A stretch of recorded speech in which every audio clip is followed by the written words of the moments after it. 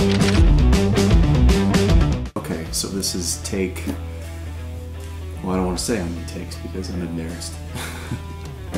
Okay, Noel, this video is for you. It's just a basic rundown of my computer build. Anyways, alright, so I'm going to start off with the case. This is a Fractal Define S case. The S stands for silent case. It's steel, not aluminum, but you know, it's a little bit on the heavier side because of that, but you know what, it's still a really good case. It comes with insulated panels on both sides as well as the top. The top has sections that can be pulled off, and additional ventilation and fans can be added for, you know, like all-in-one coolers, bigger fans, that sort of thing. Anyways, so I'm actually going to take this side panel off. You should be able to see just how clean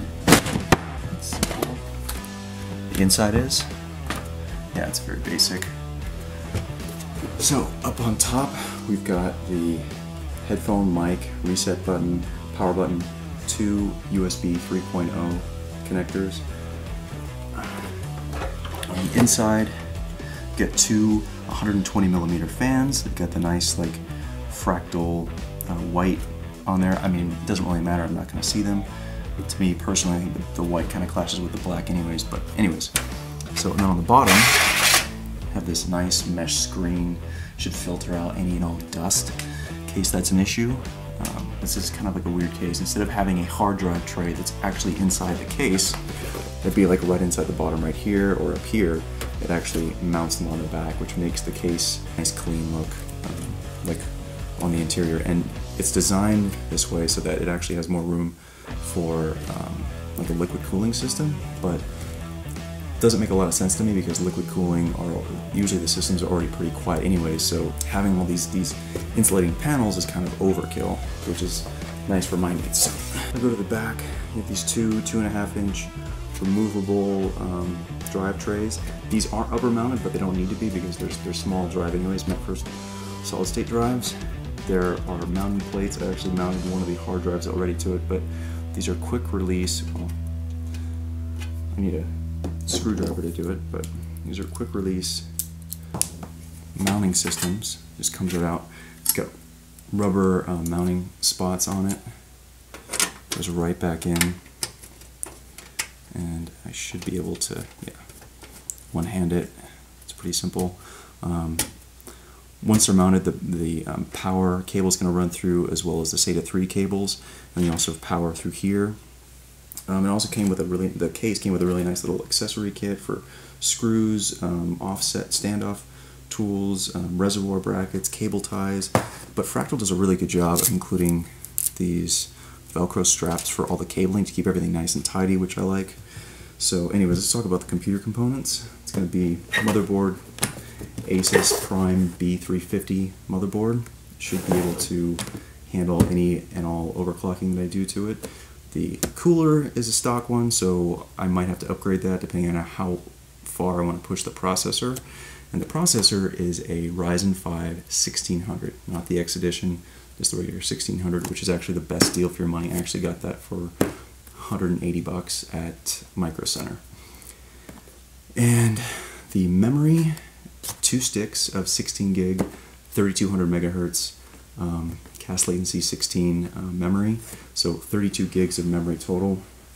Hard drive space, I've got the NVMe SSD 960 EVO, which is mounted, it's run off the PCIe system, so I'll be able to install the operating system directly to this, as opposed to needing to use a solid state, a regular solid state drive using a SATA 3 and actually like mirror a hard drive. Anyways, so these two hard drives are 2 terabytes. I'll have 4 terabyte of just 7200 RPM Seagate Barracuda drives, and then wireless card. It gives me Bluetooth connectivity as well, the little antenna.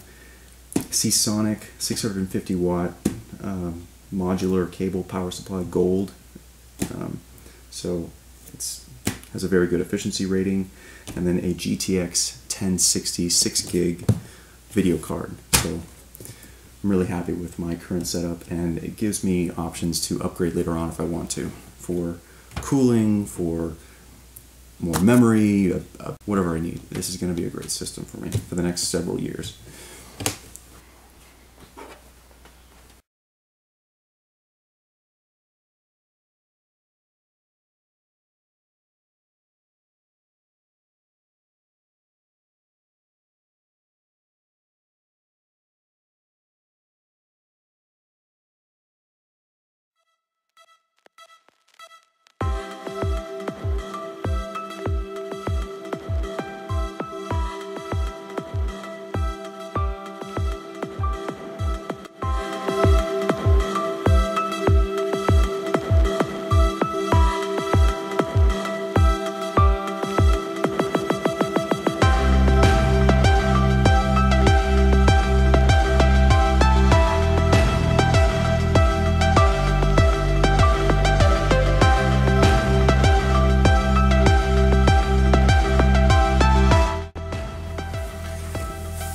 Alright, and I'm back, and it's been a few days. I finished the build, I've done some benchmarking tests, and I'm happy to say that the system came out fantastic.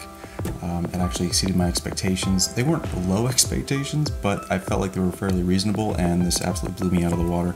Power supply, I barely touched upon it, and the fact that it's a modular power supply, it just means that I can add in the power cables as needed for whatever I add in the case.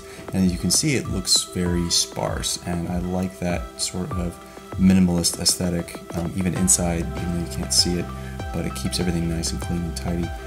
So, and as you can see, or can't see, rather, you don't see any hard drives, and the fact is, I talked about it earlier, was that the hard drives were mounted on the back, which is nice. It gives me more room. If I wanted to add in a water cooling system, I can.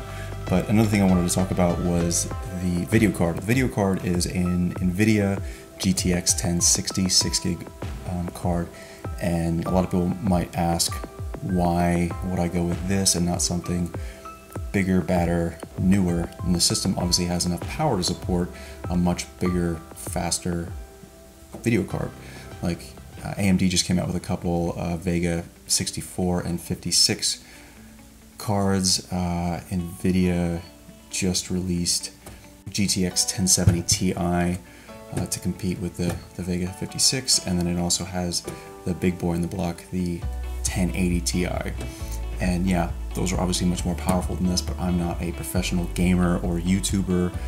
This isn't for work. This isn't anything that's going to actually make me money. I went with a card that was actually close to, actually a little bit below MSRP. And all those other cards that I mentioned are a lot more expensive right now, and I wasn't willing to pay $50, $100, $150 more than MSRP because of, you know, people that are actually investing in either for Bitcoin mining or YouTubing or whatever. This is just going to be for light gaming. It's going to be for video editing and some photography, so photo editing. And I'll show you on the benchmarks. It actually is a very good system. So yeah, that's all I really wanted to talk about. This section and the next section, I'm going to show off some of the benchmarks. So let's get to that. All right, so quick boot up test. As you can see, I just wanted to do a basic screenshot of starting up temperatures. So memory is running at 2933. That's the best I can get out of this memory. It's Gskill F4 3200 megahertz memory. The board itself will support much faster, 3200 on overclock and whatnot. So I basically ran through and improved the timings. So like right now, it has a CPU core ratio of 36, as you can see here on the right hand side. Frequency at 3600 megahertz, 1.395 volts. It's run fine, and the frequency of the memory, 32 gigs, 32,768 megabytes, is running at 2933 at 1.375 volts, which is a little bit high, but I actually was able to improve the timings a little bit. I'm down to, I tightened up the timings from the 16 and 18 cast latency of 16 and brought it all the way down to 13 and 14. From there, boot. I'm gonna get out of this. So discard changes, because I haven't made any. Anyways, so let's just see how quickly it takes to boot to Windows. And I'm not actually timing this. This isn't like an official test, so I don't really have much to compare it to. All right.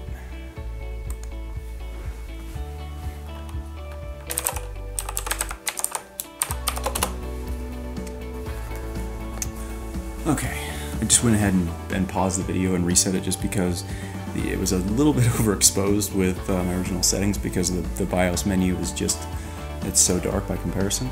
But anyways, so let's just go into the performance test from Passmark. Now, I'm not getting paid for this. I don't have any other like specialty benchmarking software, you know, like Firestrike or, you know, any of the others that you see a lot of other builders use. I'm just going by this. I like CPU Passmark. Well, first of all, it's free, and secondly, you can see just hundreds, if not thousands, of other CPU tests. So let's go ahead and check out the CPU mark score. Go ahead and run this and see how long it takes. It should just take less than a minute, but I was able to get very good scores with this current build. Much better than I expected, considering that it is just a budget system. The processor alone cost me less than $190 with tax from Micro Center, so I'm really happy with that, especially when you compare it to what you can actually get performance-wise in the same price range. Similar benchmarks from, say, Intel, like a 6700K or a 7600K or 7700, you have to spend quite a bit more. So I'm very happy with how much this system actually cost me to build. The motherboard, I think, actually was somewhere, it was less than $60 with the CPU and motherboard pack that I got. Almost done. And what I'll do is I'll go back and check some of the other CPU mark scores online as well. Alright, so 13,751, not bad.